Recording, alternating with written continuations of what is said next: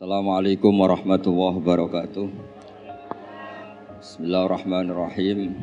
Alhamdulillahirabbil alamin wassalatu wassalamu ala asyrofil mursalin sayyidina maulana Muhammadin wa ala alihi washabihi ajmain. Amma ba'du. Yang kita hormati bersama guru kita bersama Kiai Haji Abdul Wahab Maimun, semua keluarga besar Mbah Maimun, Gus Sofur, Neng Nadia, semuanya kita hormati, dari Pertamina semuanya, wonten Mas Ari, wonten Mas Solihin, Mas Latif, semuanya saya hormati.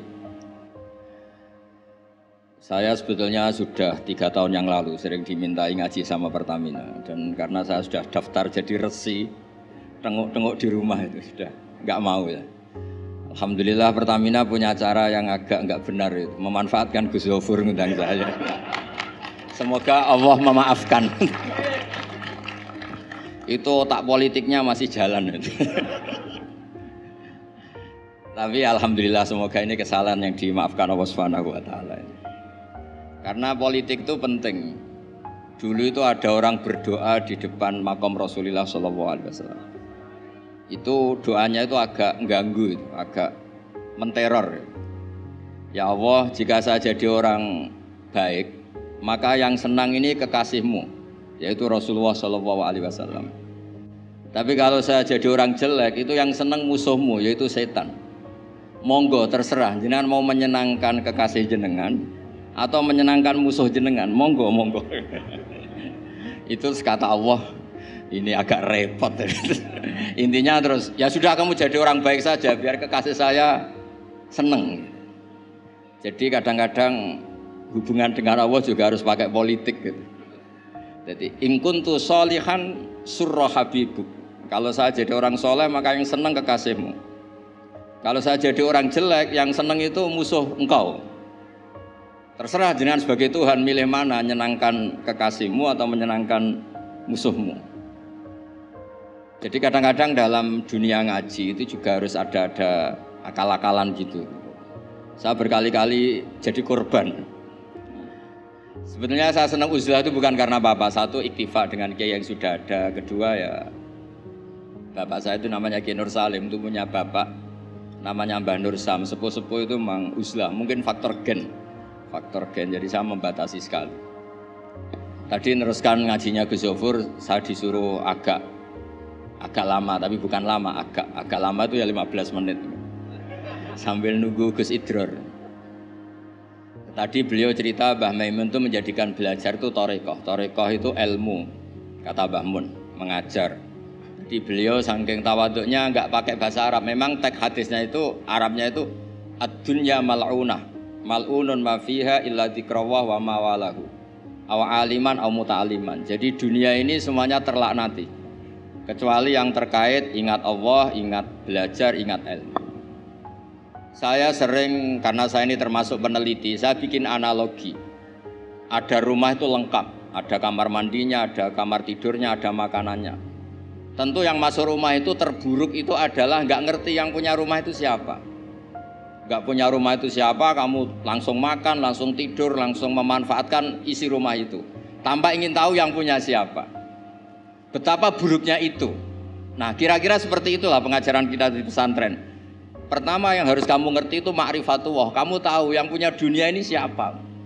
Kok tahu-tahu kamu pakai minyaknya kamu bor Ari, terus dijual, terus menghidupi sekian banyak orang, itu milik siapa? Itu udah milik direkturnya, milik Allah Subhanahu wa taala. Jadi memang ngerti itu nomor 1. Jadi ya sama, kamu mau sowan sini itu harus matur Mbah Ubab sebagai putra Mbah Mun tertua, matur Mbah Ghafur. Kalau ngundang saya ya harus lewat Gus Sofur. Jadi pokoknya harus ngerti dulu gitu. Intinya itu harus ngerti dulu. Itu ada orang Gus biasa dimarahi istrinya tuh senengnya sama saya bukan main. Karena saya sering cerita ilmu itu penting. Yang bikin orang nggak kaget tuh ilmu.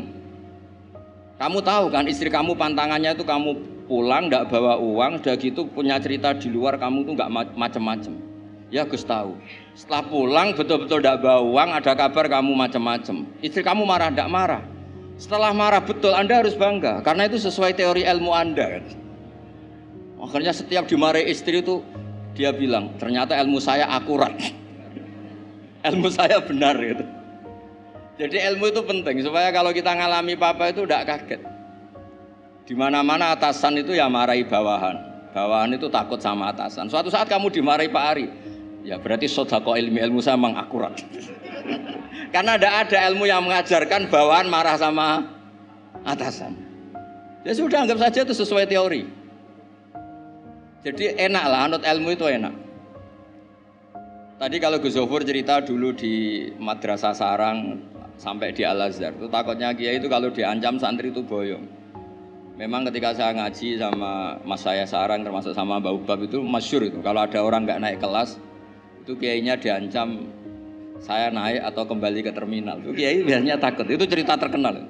Ternyata di Al-Azhar sama. Tadi ada anak Thailand nggak hafal 8 juz, bawa tiket Gus. Saya pulang ke Thailand tidak jadi orang, Pak dosen yang dosa. Lulus. Nah itu di cerita-cerita yang diceritakan Said Muhammad termasuk di Abu Abdul Farad juga gitu. Ada orang tuh dosanya banyak sekali, kesalahannya banyak sekali. Sampai diceritakan itu kesalahannya digelar itu tis'atan wa tis'ina sijillan. Kullu sijillin maddul basar. Jadi dokumen kesalahannya itu 99 bok kotak, per kotak itu sepanjang mata melihat. Sampai orang ini putus asa karena pasti masuk neraka. Tapi kata Allah, kamu tenang saja. Dan Allah itu sangat, ya kalau boleh dibahasakan itu sangat fair. Sampai Allah tanya, adzolamat kakatabati, apa para penulisnya itu dolim sama kamu? Sehingga sentimen kalau kamu jelek ditulis, kalau baik gak ditulis. Enggak Gusti, memang saya salah betul. Jadi di antara pertanyaannya Allah itu adzolamat kakatabati. Akhirnya terus sampai itu nyata salah, terus kata Allah, la zulma alaikal yaum, kamu tenang saja, kamu punya satu kebaikan. Terus Allah mengeluarkan satu kotak kecil. Terus kata orang itu, sudah Gusti, gak usah, gak penting. Masa 99 box dilawan kotak kecil.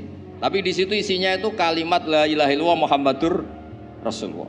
Ketika malaikat disuruh nimbang sama, coba timbang kesalahan yang sebanyak itu dengan hadil kalimah. Fatosat as-sijillat. Ternyata yang menang itu kalimat la ilaha illallah, yang ini salah, gak diabaikan. Itu terus kata hadis terakhir, fala yaskulu ma'asmillahi ta'ala syai'un. Dibanding kalimat ini semuanya itu enggak ada artinya. Karena kira-kira logikanya gini, malaikat bisa diteror sama Allah. Kamu berani ngabaikan nama saya. Jadi kalau saya dipanggil orang 1000, terus satu Gus Zofur, itu milih Gus Zofur. Kamu berani mengabaikan putra Mbah Maimun, kan saya enggak berani. Jadi kira-kira gitu. Malaikat ditanya sama Allah, kamu berani mengabaikan kalimah la ilaha illallah? Ya tidak berani Gusti, dia sudah menangkan.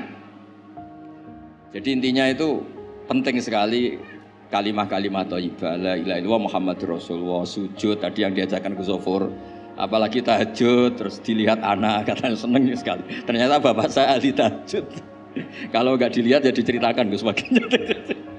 Tapi apapun itu supaya analogi agama itu dimulai diantaranya selain Quran, hadis, ijma itu kias. Kias itu analogi. Ya kayak tadi, kamu masuk rumah, di situ semuanya lengkap, fasilitas lengkap, kamu pakai aja tanpa terlintas tahu yang punya itu siapa, yang mengizinkan itu siapa. Betapa buruknya itu. Sama betapa buruknya kita nikmati alam raya ini kemudian tidak tahu yang punya siapa. Nah, mengerti itu disebut ma'rifatullah. Sehingga orang yang tidak ngerti itu termasuk dalam riwayat tadi, ad-dunya mal'unatun mal'unun ma fiha illa dzikrawah wa mawalahu au aliman au muta'aliman.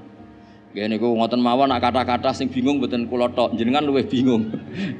Mergo napa nggih? Repot kabeh lho. Ilmu nak kakean repot. Kula mawon repot malah jenengan repot.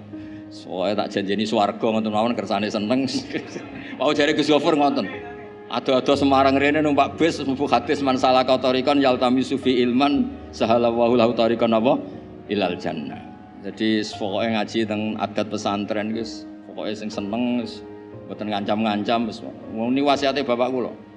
Bapak kula sering cerita, wong ning omah diamuk bojone utange akeh, ning tempat ngaji diancam neraka. Dadi ning omah diancam, ning tempat ngaji diancam. Jadi min jahanam ila jahanam. Kata bapak saya, pokoke ngaji ku sing seneng.